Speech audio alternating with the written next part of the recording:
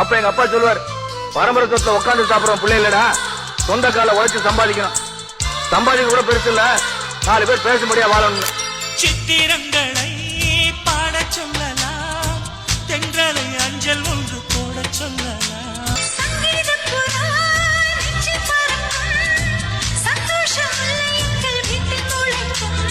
சந்தன மழை நம்மை நனைக்கும், பூந்தென்றல் பாதை சொல்ல வந்து அழைக்கும். சிட்டுக்கு சிறகடிக்க சொல்லி தந்ததாரடி, மீனுக்கு நீச்சல் கற்று தந்ததாரோ. மேகத்தில் வீடு கட்டி வாழலாம் வாழலாம், மின்னலில் கூரை பின்னி போடலாமா.